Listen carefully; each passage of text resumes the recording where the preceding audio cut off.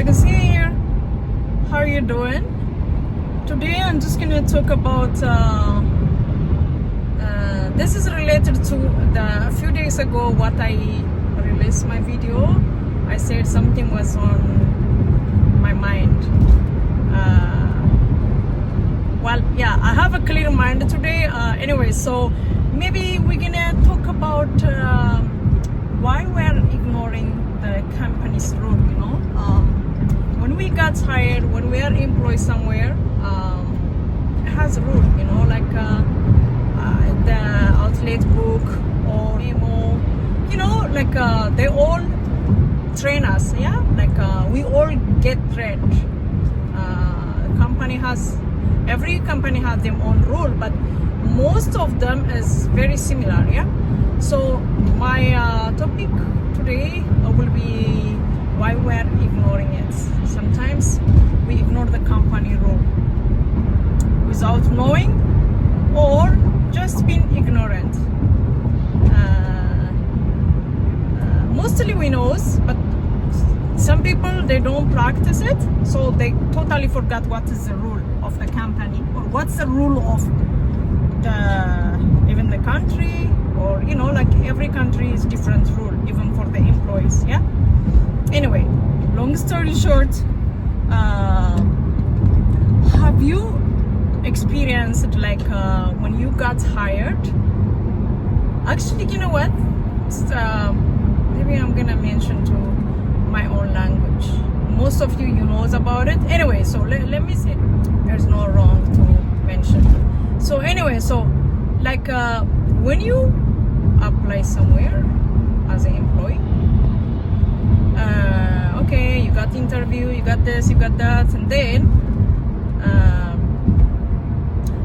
once they accept you, once you are like one other candidate, if they choose you, they're gonna tell you, oh, you passed, oh, so you are fitting in our company or whatever the department you apply for, you are fitted.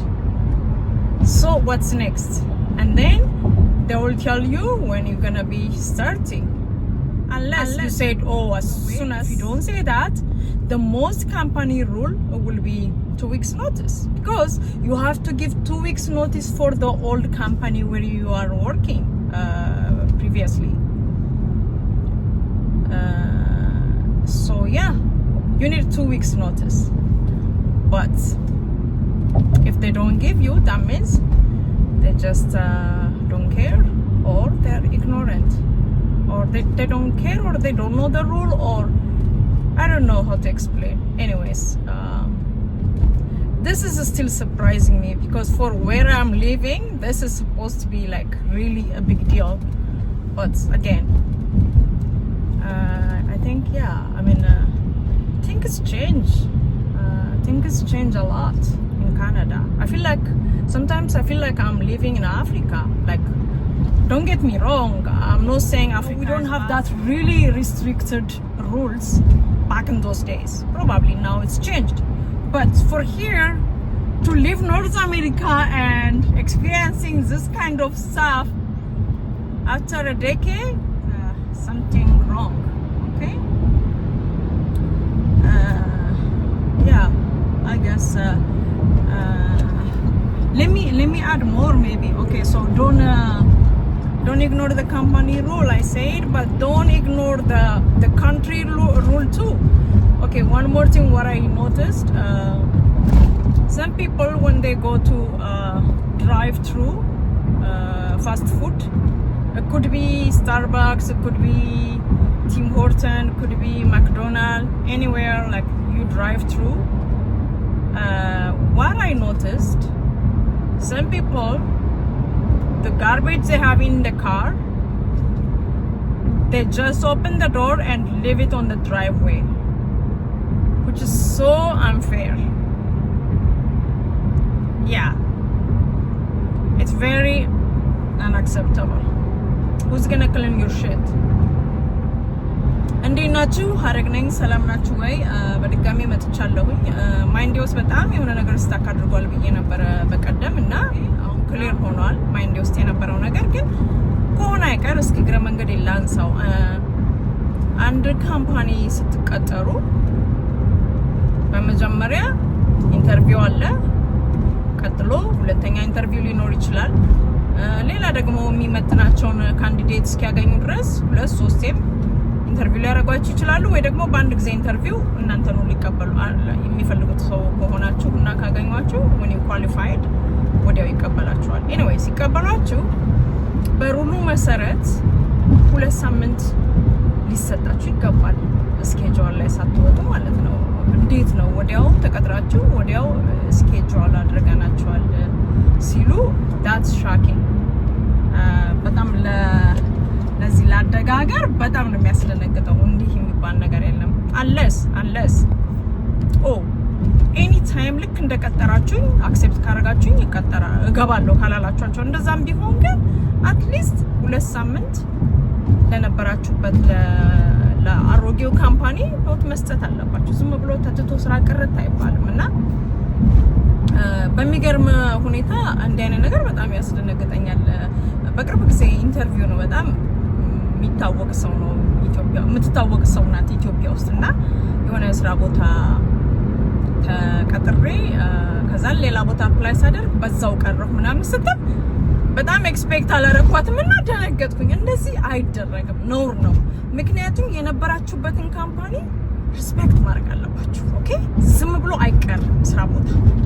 ያ ሰው እናንተ አላችሁ ብሎ ብዙ ነገር ይጓደልበታል። በአሁንም ደግሞ ሩል አይደለም፣ እንደዛ አይደረግም። አይ ዶንት ኖ ኢትዮጵያ ኖርማል ከሆነ አላውቅም፣ ግን እዚህማ ሀገር ስትቀጠሩ አንደኛ ለዚህ ነው እኮ ግራ ያጋባኝ። ሌላ አዲስ ስራ ስትቀጠሩ ማወቅ አለባቸው ግዴታ ለነበራችሁበት ካምፓኒ 2 ሳምንት ኖት መሰጠት አለበት።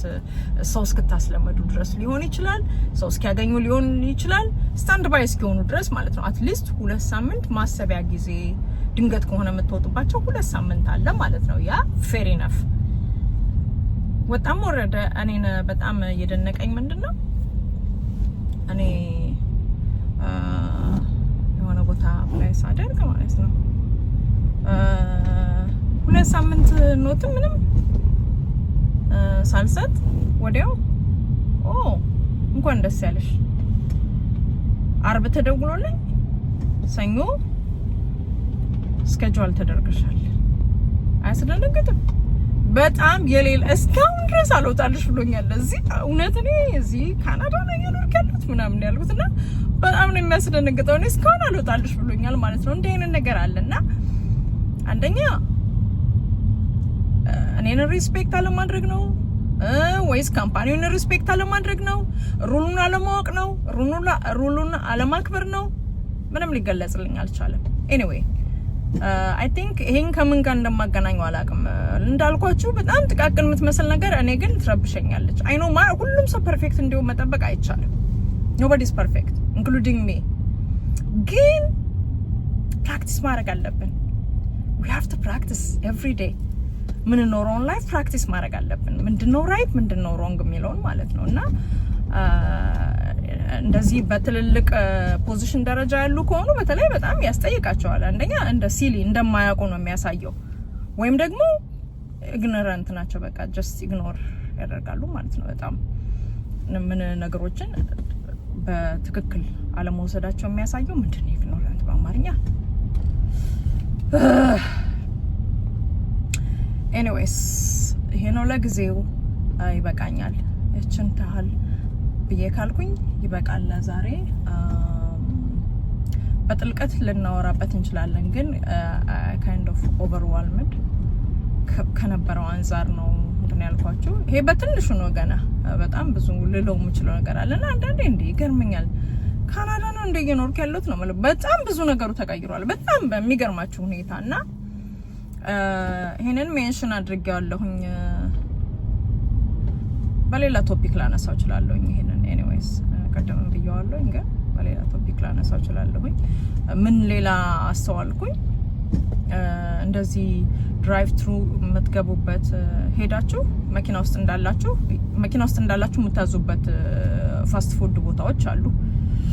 መውጣትና መቀመጥ አይኖርባችሁም። እና ምንድነው እንደዚህ ላይን አፕ ሆኖ ከፊት ለፊቴ በር ከፍተው እንትናቸው መኪናቸው ውስጥ የነበረውን ጋርቤጅ የጠጡበትን ግብስብስ በሩን ከፍተው እንደዚህ ድራይቭ ዌይ ላይ ቁጭ አደረጉት። በጣም ነው የተናደድኩት። መኪናዬን ሁሉ ሆን ካደረኩ ምናምንና this days ግን ጥሩ አይደለም፣ እሱም ሴፍ አይደለም። ምክንያቱም ስንት ያበደ ሰው አለ። ግን ያናድዳል እንደዛ ማድረጋቸው። ለማን ነው የነን የተጉት?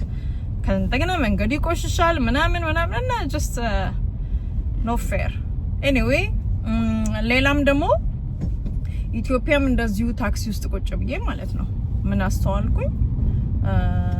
ጋቢና ነው የተቀመጥኩትና ሚኒባስ ታክሲ ነው። ሾፌሩ ውሃውን አቀብለኛልና ውሃውን ተቀበለውና ከረዳቱ ላይ ማለት ነው ትልቅ የቦትል ውሃ ነው። ውሃውን ራሱ ላይ አፈሰሰ። እንደዚህ እንትን ትራፊክ በጣም ይበዛ ስለነበረ ራሱ ላይ እንደዚህ አፈሰሰና ይሄንን ቶፒክ ብየዋለሁኝ እንዴ? I don't think ያልኩት አይመስለኝም። ኢትስ ኦኬ ብየው ከሆነ ቆርጠዋለሁ ወደ ኋላ የነበሩትን ቪዲዮዎችን አይቼ። ኤኒዌይስ ውሃውን እንደዚህ አፈሰሰና እዛም ቢጋያዋለሁ ትራፊክ እንደዚህ ግጥም ብሎ ይሆን አሁን እኔን እንዳቆመኝ ትራፊክ አቆሞናል። ከዛ ለማብዬ ሳይው ውሃውን አፍስሶ ሲያበቃ ቦትሉን ክዳኑን ዘውሮ ከደነና እንደዚህ መሬት ጣላ ያደርገው እንደዚህ እንደወጣ ማለት ነው። እንዴ አልኩትኝ ለምንድን ነው የጣልከው ምናምን አልኩት። ስለ ምን ችግር አለው አይለኝም። በጣም ነው የገረመኝ። ንጹህ አስፋልት ነው ምናምንና ገና እነዚህ እንደዚህ አይነት ሰዎች መማር አለባቸው እውነት። ለምንድን ከዛም በኋላ ልክ አይደለም አልኩት። እሺ ማን ላይ ያነሳ ነው ያንተን የጣልከውን ፕላስቲክ ጋርቤጅ ምናምን አልኩትኝ። በጣም ነው የተበሳጨሁት። የእውነት ተበሳጭቻለሁ። እና ደግሞ ዝቅ ስል እንደዚህ ሳር እዛ ጋር እየታጨደ አጎንብሰው ምናምን በማዳበሪያ የታጨዱት ሳሮች የሚሰበስቡ ሰዎች አየሁ። እያቸው አያሳዝኑም አልኩት። እና አንዳንድ ሰው በጣም ኬርለስ ነውና ግማሹ ይደክማል ጽዱ ነገር ለማየት፣ ግማሹ ደግሞ ያቆሽሻልና ፌር አይደለምና ኢትዮጵያ እንዳልኳችሁ በጣም ንጹህ ሆኗልና እንዲህ አይነት ነገር ስታይ ነው ያበሳጫቸዋል። Anyways, I think that's it for today. I love you all. God bless the all world.